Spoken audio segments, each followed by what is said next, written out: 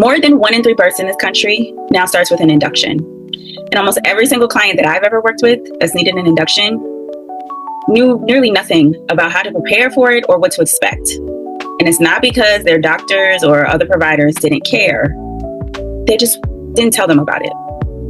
Hey guys, it's Dana. I'm a birth and postpartum doula based in Philly. And after 3 years of watching this exact information gap play out in hospital rooms, I'm going to tell you the 5 things I wish every birthing person knew before going in for their induction. So we're going to do this in a few segments, right? So the number one question that I get asked, or the number one bit of information that I like to share with clients, is to reset their expectation on how long an induction actually takes. Because sometimes I feel like inductions are marketed, right? When you're so tired of being pregnant, as well, if you're tired of being pregnant, we can just schedule you for an induction, and then bada bing, bada boom, it's just going to happen. So let me spoil that for you just for a second. The honest range on the length of an induction, it can take anywhere from a few hours to 2 or 3 days, right? If you are a first-time birthing person, you should mentally plan and prepare for at least 24 hours of being in the hospital, of labor interventions that all tie into being induced. It's not the quick and easy way out. Nothing is the quick and easy way out, just to let you know. That's the big spoiler alert. The gag is nothing is the quick and easy way out. It's certainly not an induction. Now, it all depends on different factors, but if your body isn't close to labor yet on its own, there's a whole cervical ripening phase before anything most people would recognize as labor even needs to begin. So if you are showing up to the hospital and you're not even ripe yet, prepare and plan to be there for a long time. And here's some doula expert advice. Pack for a long stay anyway. You're going to need chargers. You're going to need your snacks. Maybe not for you, for your support person, because depending on where you're delivering, there is a clear liquid protocol, meaning you won't even be able to eat. Well, you can eat. You can imbibe. That's a better way to put it. You can have some apple juice. You can have some bone broth, maybe some slushy, some good old water. But as far as eating something, or you can chew on some ice. But as far as like eating food, count yourself out.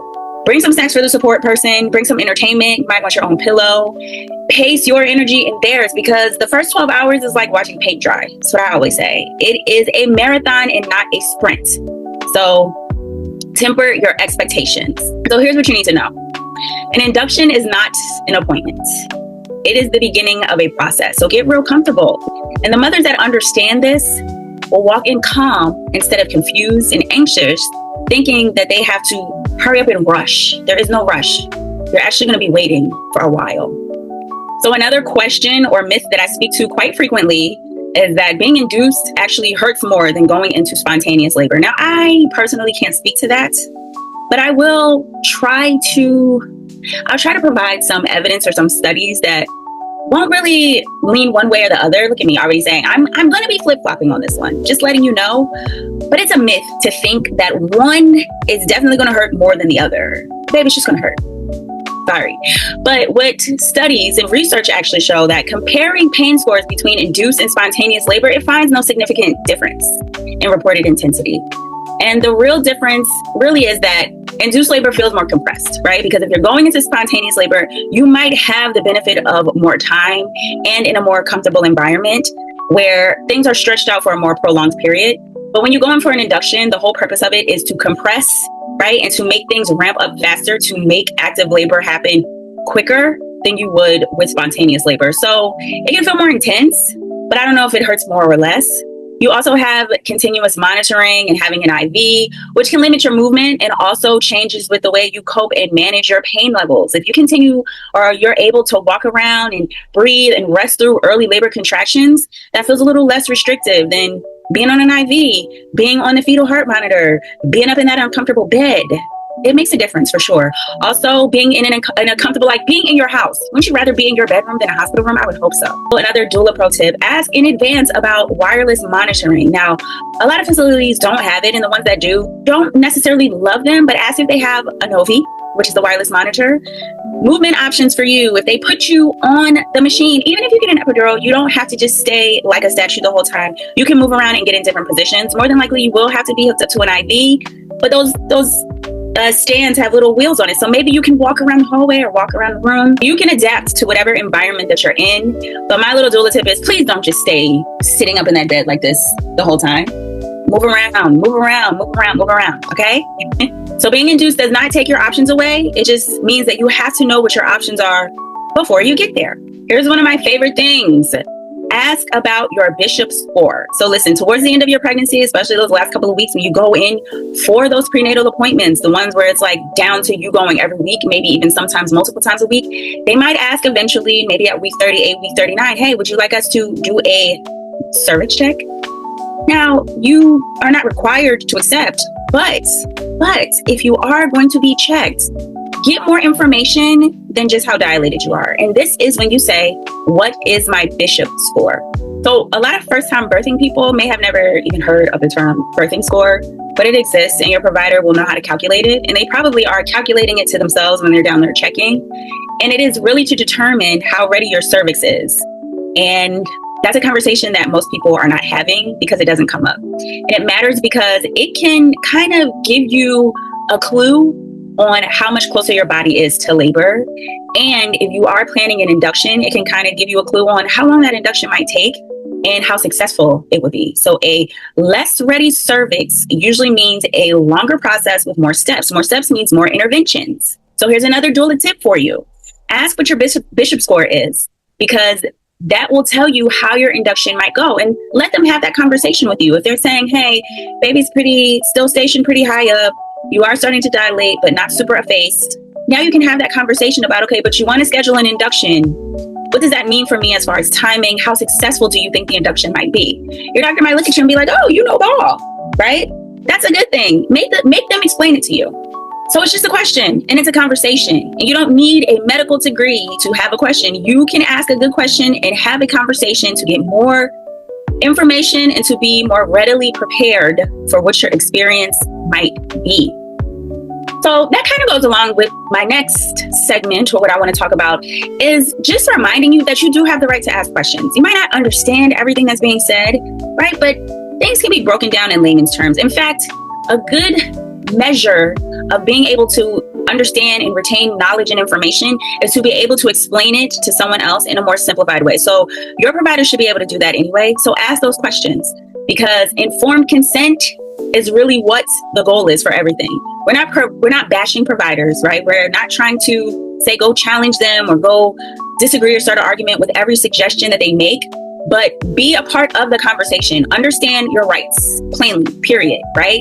If there's no medical reason or no research-based information or evidence-based information as to why they are suggesting this induction, make them tell you that, right?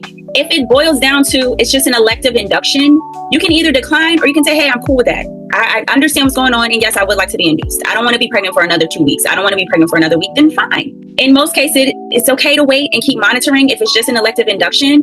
But the other side of it is a lot of times induction is the safest path forward for people. So if they are talking about your blood pressure, if you have tested positive for gestational diabetes, if there's growth concerns, if you're going so far past your due date, now you need to kind of understand what the ramifications are for refusing an induction, right? And that's a conversation that needs to be had with you, that you need to understand. And from my experience with people who may have already have had inductions and they are perceiving them as traumatic events, what I'm saying is there was no true informed consent. And a lot of times the induction was the right way forward. They just were not prepared for it. So the questions that you need to bring with you to the table is, of course, you always need your brain acronym, but ask, why are we meeting this now? What methods are you thinking of taking? What's the plan of action? What's the sequence? What happens if my body does not respond to certain things? What are my alternatives? Can I just wait things out? Would I be able to, I don't know, let me not suggest that. Now I'm just going crazy. Just ask, what are my alternatives? And can I just wait? If it's not an emergency, if this is not a medically necessary induction, how about we just wait for a little bit? So one very important thing to understand, and just moving forward in any interaction that you have with any person from the medical field, a good provider should not be offended by you asking questions. In my opinion, a good provider should actually be relieved, right? They should be happy that you're asking questions. So always keep that in mind. So here's the last note that I want to share. If you are potentially someone who is researching an induction, maybe has been told that it's a possibility you'll need to have one, and your desire was to go into spontaneous labor. You wanted to have a birth like you saw something on TV, right? They were just somebody that's in the house and then the water just splashed all over the floor and then you did 2 pushes and the baby came out, right? It is not a failure of your body to have an induction, right? I know it's very emotional and sensitive for a lot of people, the way that birth can happen in different manners and different interventions. But whatever the feeling is of not having what you maybe hoped for or desired, I understand that. But it wasn't that your body didn't do what it was supposed to do. So I don't want you to feel like you need to carry grief into the process. Have radical acceptance for the process. If it's something that you agree to, if it's something that's necessary, understand 100% about all of the steps and measures that are needed to take, that are needed to be taken for this to happen. Excuse me, I'm tripping over my words. But don't go into it with any sort of resentment because you didn't do anything wrong, right? Needing an induction, again, is not a failure of yourself, of your parenting, of your body. It's just a decision that had to be made. And I'm glad you made it because hopefully you had the right information to make the correct one. And this is like one of the first big parenting things you need to decide. Like, congratulations, you're a great mom. You did something for the safety of yourself and your baby. And nothing about that is a failure. That's mothering. If you are walking into an induction already feeling defeated, right? Turn it around. Turn it around. If you have an induction schedule right now and maybe you did a quick search online to get some information about it and you feel like I really don't want to do this, but they're telling me I have to, look at it differently, especially if it's medically necessary. Look at it differently, okay? I want you to walk out feeling empowered because you understood every step of the process and why it needed to happen. So that's my last note. Your body did not fail. Your experience is not a failure, okay? How your labor starts does not define your birth. How supported and informed you are, that's what the clicker is. That's what defines your birth. Got it? Be easy on yourself. Okay, so shameless plug, because I would be remiss if I didn't mention this. If you are facing an induction or you just want to be ready just in case you want information to be able to give informed consent, I made a guide for my clients because I found myself going over these conversations repeatedly ad nauseum, right? To prepare my clients for their birth induction experience. So I put it all in a guide. If you want the guide or you're interested, I'm going to link it to this video. It's also linked in my bio if you're seeing this in a clip on social. But the guide is there. And then I'm going to take it a step further because I've been hinting at it all summer, but it's been a really busy summer. I'm actually on call right now for a birth. I might have to jump up and leave you guys hanging and run to the hospital as soon as I get that text from my client. So I've had a busy summer, but I have carved out some time to host my very first live session workshop for birth inductions. I'm going to go over the guide. I'm going to answer your questions. Disclaimer that's in the guide and that goes along with the workshop. I'm not giving you any medical advice or diagnosis that will replace a conversation with your doctor. I am preparing you to have one, and I'm preparing you to understand all the ins and outs of the birth induction process, to be prepared for it, to make you less scared, and to make you empowered, okay? So if this helped you, share this video with a mom friend that needs it. If she talks about being nervous about an induction, send her over to me, because that's the whole purpose of this channel. It's Dana the Doula. You understand? So the induction workshop is going to be on August the 12th. If you are watching this from the future, welcome. Welcome. I did this already. Hopefully by the time I put this out there, I will be having a series of these workshops, not just one, but it's going to be on August the 12th, 2026. I'm going to start campaigning for it, giving you more information, but make sure you're following me here so you can sign up for the workshop so you can get this information and be prepared for your induction. Got it? I'm so glad you guys joined. If you made it to the end of this video, if this video made you feel good, make sure you give me a thumbs up, right? And also, if you haven't already, please subscribe to the channel because I want to answer your questions. I also have another episode of Mom Friend Energy coming out soon. Need you here to watch that because this is all about empowering not just the moms, but all the birthing people. People get so spicy on the internet when I say birthing people, but guess what? I'm going to keep saying it with my chest. Birthing people. We are not an exclusive community. We are an inclusive community. And I want everyone to feel heard and seen and supported and uplifted. Okay. Thank you so much for coming. I will see you again soon. I'll see you at the workshop.